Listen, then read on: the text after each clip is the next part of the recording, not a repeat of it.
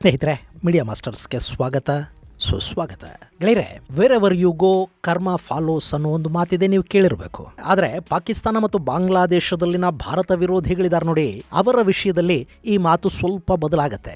ಇಲ್ಲಿ wherever you go an unknown gunman follows you ಅಂತ ಇದನ್ನ ಹೇಳಬೇಕು. ಪಾಕಿಸ್ತಾನದಲ್ಲಿ ಅಪರಿಚಿತ ಬಂದೂಕುಧಾರಿಗಳು ಬರೋದು, ಅಲ್ಲಾಕೋ ತುಂಪೆ ಪ್ಯಾರ್ ಹೋಗಯ ಅನ್ನೋದನ್ನು ತಿಳಿಸಿ ಒಂದೋ ಎರಡೋ ಗುಂಡುಗಳನ್ನು ಹೆಟ್ಟಿ ಹ್ಯಾಪಿ ಹೋರ್ಡೇ ಅಂತ ಹೇಳಿ ಹೊರಟು ಹೋಗ್ತಾ ಇದ್ದದ್ದು ನಿಮಗೆ ಗೊತ್ತಿದೆ. ಈಗ ಇಂಥದ್ದೇ ಘಟನೆಗಳು ಬಾಂಗ್ಲಾದೇಶದಲ್ಲಿ ಕೂಡ ನಡೆಯೋದಕ್ಕೆ ಶುರುವಾಗಿವೆ.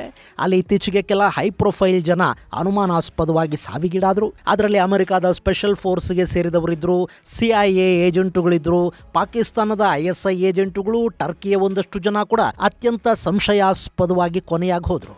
ಸುಮಾರು 17 ಮಂದಿ ಹೀಗೆ ಹೆಣವಾದರು ಅನ್ನೋ ಸುದ್ದಿಗಳು ಬಂದವು. ಆದರೆ ಯಾರವರಿಗೆ ಹೂರ್ ಟಿಕೆಟ್ ಕೊಡಿಸಿದ್ದು ಅನ್ನೋದು ಗೊತ್ತಾಗಲಿಲ್ಲ. ಈಗ ಅಂಥದ್ದೇ ಇನ್ನೂ ಒಂದು ಸುದ್ದಿ ಬರ್ತಾ ಇದೆ. ಸುದ್ದಿ ಏನು, ಅದರ ವಿಡಿಯೋ ಕೂಡ ರಿಲೀಸ್ ಆಗಿದೆ. ಬಾಂಗ್ಲಾದೇಶದ ಇನ್ಕ್ವಿಲಾಬ್ ಮಂಚ ಅನ್ನೋ ಪಕ್ಷದ ವಕ್ತಾರ, ಭಾರತ ವಿರೋಧಿ ಮತ್ತು ಢಾಕಾದ 8ನೇ ನಂಬರ್ ಲೋಕಸಭಾ ಕ್ಷೇತ್ರದ ಅಭ್ಯರ್ಥಿ ಕೂಡ ಆಗಿದ್ದ ಶರೀಫ್ ಉಸ್ಮಾನ್ ಹಾದಿ ಅನ್ನೋನ ಮೇಲೆ ಹಾಡು ಹಗಲೇ ಹಾದಿ ಬೀದಿಲಿ ಗುಂಡು ಹಾರಿಸಲಾಗಿದೆ. ಅವನ ತಲೆಗೆ ಗುಂಡು ಹೊಕ್ಕಿದೆ. ಅವನನ್ನು ತಕ್ಷಣ ಆಸ್ಪತ್ರೆಗೆ ದಾಖಲು ಮಾಡಿದ್ದಾರೆ. ಅವನ ಪರಿಸ್ಥಿತಿ ಚಿಂತಾಜನಕವಾಗಿದೆ ಅಂತ ಅಲ್ಲಿನ ವೈದ್ಯರು ಹೇಳ್ತಾ ಇದ್ದಾರೆ. ಮಜಾ ಏನು ಗೊತ್ತಾ, ಇವನ ಮೇಲೆ ಗುಂಡು ಹಾರೋದಕ್ಕೆ ಕೆಲವೇ ಗಂಟೆಗಳ ಮೊದಲು ಇವನು ಗ್ರೇಟರ್ ಬಾಂಗ್ಲಾದೇಶದ ಮ್ಯಾಪ್ ಒಂದನ್ನು ಫೇಸ್ಬುಕ್ಕಲ್ಲಿ ಶೇರ್ ಮಾಡಿದ್ದ. ಭಾರತದ ವಿರುದ್ಧ ಪದೇ ಪದೇ ವಿಷ ಕಕ್ತಾ ಇದ್ದ. ಅಂಥವನ ತಲೆಗೆ ಗುಂಡು ಹೊಕ್ಕಾಗ ಅವನನ್ನು ಚಿಕಿತ್ಸೆಗಾಗಿ ಸೇರಿಸಿದ ಆಸ್ಪತ್ರೆ ಇದೆಯಲ್ಲ, ಅದು ಒಂದು ಕಾಲಕ್ಕೆ ಭಾರತವೇ ಅಲ್ಲಿ ನಿರ್ಮಾಣ ಮಾಡಿದ್ದ ಆಸ್ಪತ್ರೆ ಆಗಿತ್ತು. ಹಾಗಾದರೆ ಯಾರು ಈ ಹಾದಿ? ಏನಾಗ್ತಾ ಇದೆ ಬಾಂಗ್ಲಾದಲ್ಲಿ? ಬನ್ನಿ ನೋಡೋಣ.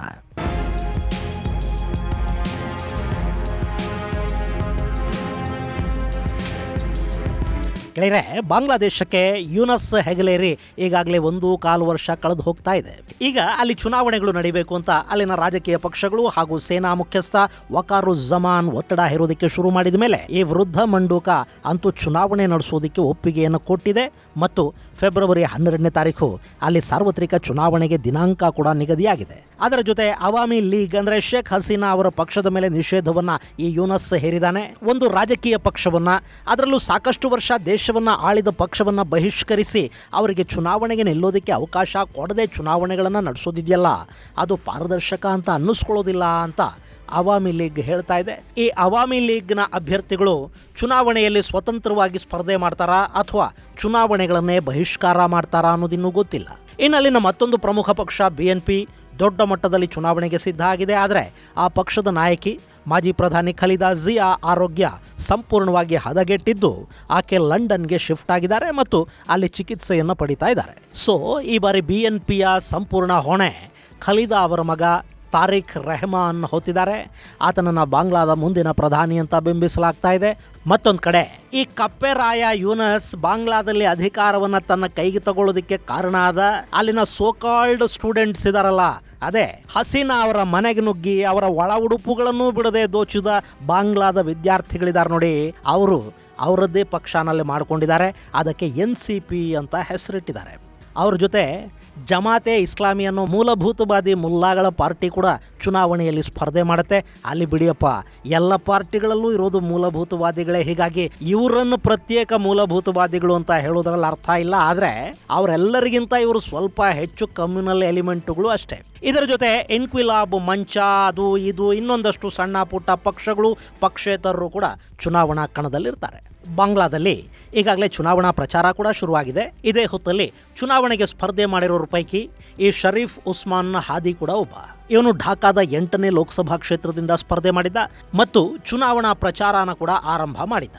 ಗೆಳೆಯರೆ, ಈ ಹಾದಿ ಅನ್ನೋನ ಹೆಸರು ಬಾಂಗ್ಲಾದಲ್ಲಿ ಸಿಕ್ಕಾಪಟ್ಟೆ ಕೇಳಿಬರೋದಕ್ಕೆ ಶುರುವಾಗಿದ್ದು ಹಸೀನಾ ಪದಚ್ಯುತಿಗಾಗಿ ಅಲ್ಲಿ ಪ್ರತಿಭಟನೆಗಳು ಶುರುವಾದ ನಂತರ ಇವನು ದೊಡ್ಡ ಮಟ್ಟದಲ್ಲಿ ಅವಾಮಿ ಲೀಗ್ ವಿರುದ್ಧ ಮಾತಾಡೋದಕ್ಕೆ ಶುರು ಮಾಡ್ದ. ಹಸೀನಾ ಪದಚ್ಯುತಿ ನಂತರ ಯೂನಸ್ ಬಂದನಲ್ಲ, ಆ ಸಂದರ್ಭದಲ್ಲಿ ಚುನಾವಣಾ ಸುಧಾರಣೆಗಳು ಶುರುವಾದಾಗ ಅವಾಮಿ ಲೀಗನ್ನು ಬ್ಯಾನ್ ಮಾಡಬೇಕು ಅಂತ ಮಾತಾಡಿದವನು ಕೂಡ ಇದೇ ಉಸ್ಮಾನ್ ಹಾದಿ. ಅವನು ಹಸೀನಾ ಬಗ್ಗೆ ದ್ವೇಷ ಬೆಳೆಸ್ಕೊಳ್ಳೋದಕ್ಕೆ ಕಾರಣ ಆಕೆ ಭಾರತದ ಜೊತೆ ಉತ್ತಮ ಸಂಬಂಧಗಳನ್ನು ಇಟ್ಟುಕೊಂಡಿದ್ದಾರೆ ಅನ್ನೋದು. ಇದೇ ಉಸ್ಮಾನ್ ಮೊನ್ನೆ 12ನೇ ತಾರೀಕು ತನ್ನ ಫೇಸ್ಬುಕ್ ಖಾತೆಯಲ್ಲಿ ಒಂದು ಮ್ಯಾಪನ್ನು ಹಂಚ್ಕೋತಾನೆ. ಅದು ಇತ್ತೀಚೆಗೆ ಬಾಂಗ್ಲಾದೇಶದಲ್ಲಿ ಕೆಲಸ ಮಾಡ್ತಾ ಇರೋ ಟರ್ಕಿ NGO ಒಂದರಿಂದ ಸಿದ್ಧಪಡಿಸಲಾದ ಬಾಂಗ್ಲಾದ ಭಾರತ ವಿರೋಧಿಗಳಿಗೆ ತುಂಬ ಇಷ್ಟ ಆಗ್ತಾ ಇರೋ ಗ್ರೇಟರ್ ಬಾಂಗ್ಲಾ ಮ್ಯಾಪ್. ಅದರಲ್ಲಿ ಭಾರತದ ಈಶಾನ್ಯ ರಾಜ್ಯಗಳನ್ನು ಬಾಂಗ್ಲಾದೇಶಕ್ಕೆ ಸೇರಿಸಲಾಗಿದೆ. ಅಷ್ಟಕ್ಕೆ ಈ ಮ್ಯಾಪ್ ಸುಮ್ಮನಾಗ್ತಾ ಇಲ್ಲ. ಭಾರತದ ಪಶ್ಚಿಮ ಭಾಗವನ್ನು ಕೂಡ ವಿರೂಪಗೊಳಿಸಲಾಗಿದೆ. ಕಾಶ್ಮೀರವನ್ನು ಪಾಕಿಸ್ತಾನಕ್ಕೆ ಸೇರಿಸಿ ಈ ಮ್ಯಾಪನ್ನು ಚಿತ್ರೀಕರಿಸಲಾಗಿದೆ. ಗೆಳೆಯರೆ, ಇಲ್ಲಿ 1971ರಲ್ಲಿ ಬಾಂಗ್ಲಾದೇಶ ಅನ್ನೋದು ಇದೇ ಪಾಕಿಸ್ತಾನಿಗಳ ದಬ್ಬಾಳಿಕೆಯ ಕಾರಣಕ್ಕೆ ಬೇರೆ ಆಗಬೇಕಾಗಿ ಬಂತು ಮತ್ತು ಅದು ಹಾಗೆ ಬೇರೆ ಆಗೋದಕ್ಕೆ ಭಾರತ ಸಹಾಯ ಮಾಡ್ತು ಅನ್ನೋದನ್ನು ಈ ನೀಚ ಸಂತಾನ ಮರೆತು ಹೋಗಿದೆ. ಅವತ್ತು ಭಾರತ ಬಾಂಗ್ಲಾದ ಪ್ರತ್ಯೇಕತೆಗೆ ಸಹಾಯ ಮಾಡದೇ ಇದ್ದಿದ್ರೆ ಇವತ್ತಲ್ಲಿ ಬಂಗಾಳಿ ಭಾಷೆ ಇರ್ತಾ ಇರಲಿಲ್ಲ, ಈ ಬಾಂಗ್ಲಾಗೊಂದು ಅಸ್ತಿತ್ವ ಇರ್ತಾ ಇರಲಿಲ್ಲ. ಪಾಕಿಸ್ತಾನದ ಪಂಜಾಬಿಗಳು ಈ ಬಂಗಾಳಿಗಳನ್ನು ತಮ್ಮ ಅಡಿಯಾಳುಗಳನ್ನಾಗಿ ಮಾಡಿಕೊಂಡಿರ್ತಾ ಇದ್ರು. ಆದರೆ ಭಾರತ ಇವರಿಗೆ ಅವತ್ತು ಮುಕ್ತಿಯನ್ನು ಕೊಡಿಸ್ತು. ಇನ್ನವತ್ತು ಬಾಂಗ್ಲಾದ ಸ್ವಾತಂತ್ರ್ಯಕ್ಕಾಗಿ ಹೋರಾಟ ನಡೀತಿದ್ದಾಗ ಕೂಡ ಒಂದಷ್ಟು ಮೂಲಭೂತವಾದಿಗಳು ಇಸ್ಲಾಮಿನ ಕಾರಣಕ್ಕೆ ಪಾಕಿಸ್ತಾನಕ್ಕೆ ಬೆಂಬಲವಾಗಿ ನಿಂತಿದ್ರು. ಅಲ್ಲಿ ರಜಾಕರರು ಹುಟ್ಟುಕೊಂಡ್ರು. ಇವತ್ತು ಅಲ್ಲಿ ಜಮಾತೆ ಇಸ್ಲಾಮಿ ಇದೆ ನೋಡಿ, ಇದೂ ಕೂಡ ಬಾಂಗ್ಲಾ ಸ್ವಾತಂತ್ರ್ಯದ ವಿರುದ್ಧ ಕೆಲಸ ಮಾಡಿದ್ದ ಸಂಘಟನೆನೇ. ಗೆಳೆಯರೆ, ಮೂಲಭೂತವಾದ ತಲೆ ಹೊಕ್ಕರೆ ಅವರಿಗೆ ದೇಶ ಮುಖ್ಯ ಅನ್ಸೋದಿಲ್ಲ, ಮತ ಅನ್ನೋದು ದೇಶಕ್ಕಿಂತ ದೊಡ್ಡದು ಅನ್ಸೋದಕ್ಕೆ ಶುರುವಾಗುತ್ತೆ. ನಮ್ಮಲ್ಲಿ ಕೂಡ ಕೆಲವರು ಭಾರತ ಮಾತಾಕ್ಕೆ ಜೈ ಅನ್ನೋದಿಲ್ಲ, ಪ್ಯಾಲೆಸ್ತೈನ್ ಜಿಂದಾಬಾದ್ ಅಂತೀವಿ ಅಂತಾರಲ್ಲ. ಇದೆಲ್ಲ ಕೂಡ ಮದರಸಾಗಳಲ್ಲಿ ಕಲಿತು ಬಂದ ವಿದ್ಯೆ ಮತ್ತು ಮತಾಂಧತೆಯಿಂದ ಬರೋ ಮಾತುಗಳು. ಭಾರತದಲ್ಲೇ ಹಾಗೆ ಅಂದ ಮೇಲೆ ಬಾಂಗ್ಲಾದಲ್ಲಿ ಕೇಳಬೇಕಾ? ಈ ಉಸ್ಮಾನ್ ಹಾದಿ ಕೂಡ ಅದೇ ವರ್ಗಕ್ಕೆ ಸೇರಿದವನು. ಗ್ರೇಟರ್ ಬಾಂಗ್ಲಾ ಮ್ಯಾಪ್ ಅನ್ನು ತನ್ನ ಫೇಸ್ಬುಕ್ ಅಲ್ಲಿ ಹಾಕೊಂಡಿದ್ದ. ಶುಕ್ರವಾರ ಢಾಕಾದ ಜಾಮಿಯಾ ಮಸೀದಿಯಲ್ಲಿ ಮಧ್ಯಾಹ್ನದ ಪ್ರೇಯರ್ ಮುಗಿಸ್ಕೊಂಡು ರಿಕ್ಷಾದಲ್ಲಿ ಕೂತು ಬಾಕ್ಸ್ ಕಲ್ವರ್ಟ್ ರಸ್ತೆಗೆ ಬಂದಿದ್ದಾನೆ. ಅವನು ಮತ್ತು ಅವನ ಇನ್ನೊಂದಿಬ್ಬರು ಅನುಚರರು ಒಂದು ರಿಕ್ಷಾದಲ್ಲಿದ್ದರು. ಅದರ ಹಿಂದಿನ ರಿಕ್ಷಾದಲ್ಲಿ ಅವನ ಮತ್ತಷ್ಟು ಅನುಚರರು ಬರ್ತಾ ಇದ್ರು. ಅವರಲ್ಲಿಂದ ಢಾಕಾ ಹೈಕೋರ್ಟ್ಗೆ ಹೋಗಬೇಕಿತ್ತಂತೆ. ಉಸ್ಮಾನ್ ಇದ್ದ ರಿಕ್ಷಾ ಕಲ್ವರ್ಟ್ ರಸ್ತೆಗೆ ಬಂತು.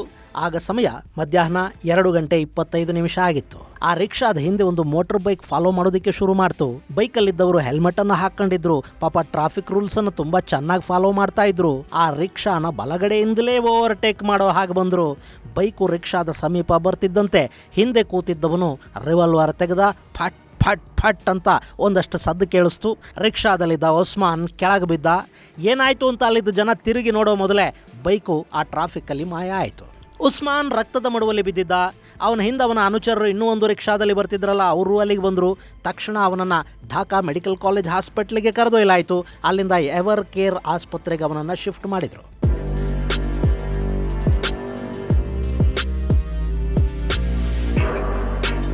ಗೆಳೆಯರೆ, ಈ ಎವರ್ ಕೇರ್ ಅನ್ನೋದು ನಮ್ಮ ಭಾರತ ಮೂಲದ ಅಪೋಲೋ ಗ್ರೂಪ್ ಇದೆಯಲ್ಲ, ಅವರು 20 ವರ್ಷಗಳ ಹಿಂದೆ ಅಂದರೆ 2005ರಲ್ಲಿ ಢಾಕಾದಲ್ಲಿ ಸ್ಥಾಪಿಸಿದ್ದ ಆಸ್ಪತ್ರೆ. 2020ರಿಂದ ಇದನ್ನ ಎವರ್ ಕೇರ್ ಗ್ರೂಪ್ ಅನ್ನೋ ಮಲ್ಟಿನ್ಯಾಷನಲ್ ಗ್ರೂಪ್ ಮ್ಯಾನೇಜ್ ಮಾಡ್ತಾ ಇದೆ. ಈ ಎವರ್ ಕೇರ್ ಆಸ್ಪತ್ರೆಗೆ ಇವನನ್ನು ತಂದು ಸೇರಿಸಿದ್ದಾರೆ. ಅಲ್ಲಿ ಹಾದಿಗೊಂದು ಸರ್ಜರಿ ಮಾಡಿ ಗುಂಡನ್ನು ಹೊರತೆಗೆಯಲಾಗಿದೆ. ಆದರೆ ಅವನು ಬದುಕ್ತಾನ? ಡಾಕ್ಟರ್ಗಳಿನ್ನೂ ಗ್ಯಾರಂಟಿ ಕೊಡ್ತಾ ಇಲ್ಲ. ಅಕಸ್ಮಾತ್ ಬದುಕಿದ್ರು ಗುಂಡು ತಲೆಗೆ ಹೊಕ್ಕಿರೋದ್ರಿಂದ ಸಾಕಷ್ಟು ವರ್ಷಗಳ ಕಾಲ ವೆಜಿಟೇಬಲ್ ಥರ ಬದುಕಬೇಕಾಗತ್ತೆ. ಪಾಪ ಇವನ ಪರಿಸ್ಥಿತಿ ನೋಡಿ, ಊರೂ ಇಲ್ಲ, ಟೂರೂ ಇಲ್ಲ.